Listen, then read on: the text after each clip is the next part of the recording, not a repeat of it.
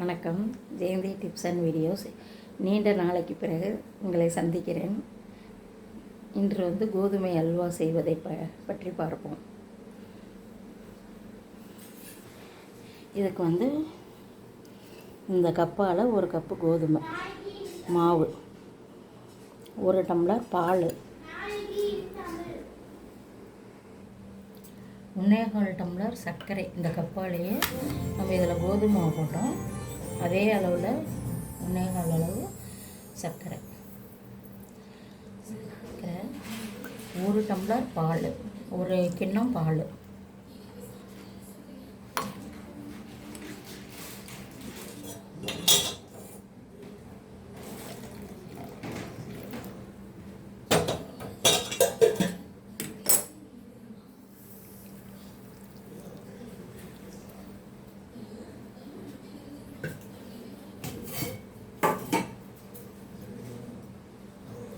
நெய் இந்த கப்பாலே 1 கப்பு நெய்.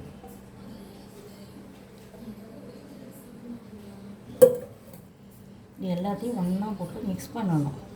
நல்லா மிக்ஸ் பண்ணிவிட்டு அடுப்பில் வைக்கணும்.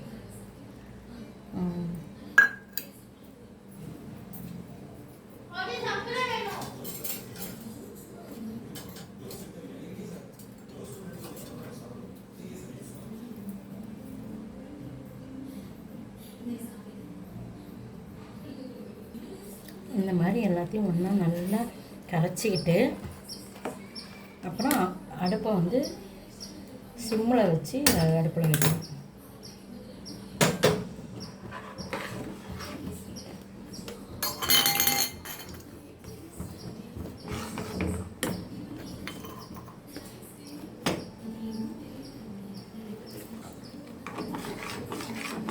இப்போ கைவிடாமல் கிளறணும்.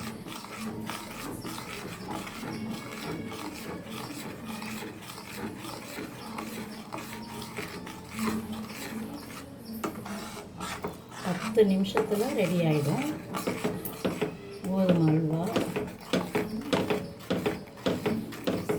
எல்லாமே நமக்கு இதிலேயே போட்டதுனால கரைஞ்சி நல்லா ஒரே பக்குவத்துக்கு இருக்கும். கரைஞ்சி நல்ல பக்குவமாக இருக்கும். இதை நல்லா வேக வைக்கிறதுல தான் இருக்குது.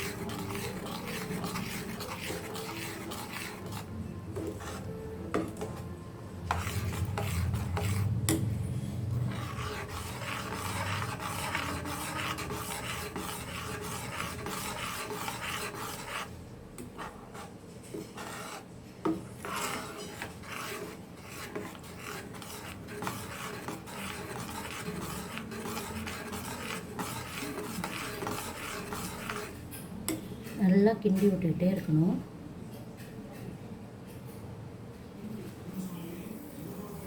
இந்த மாதிரி சட்டையில் ஒட்டாமல் வரும். இந்த நேரத்துக்கு எடுத்து பட்டர் பேப்பர் வச்சு அதில் கொட்டிடணும்.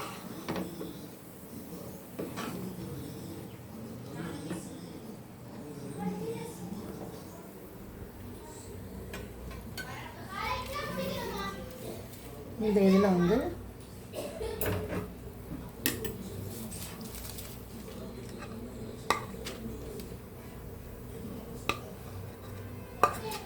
இப்படி கொட்டிட்டு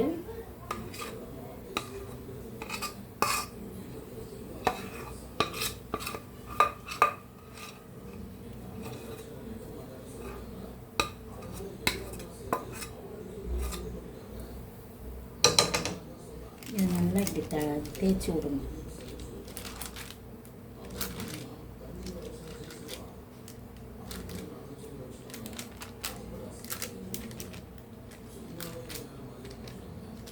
தேய்ச்சி விட்டு நல்லா ஆறின பிறகு தான் நம்ம வந்து துண்டு போட முடியும். ஃபஸ்ட்டு நல்லா ஆற விட்டுருவோம். ஆற விட்டுட்டு துண்டு போட்டுட்டு உங்களுக்கு எடுத்து காட்டுறேன்.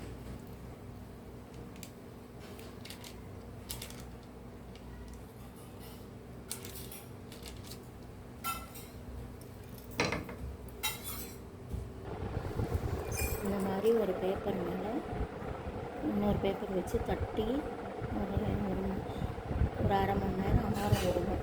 காற்று வச்சு ஃபேன் போட்டு நல்லா காற்றுல நல்லா ஆற விடணும்.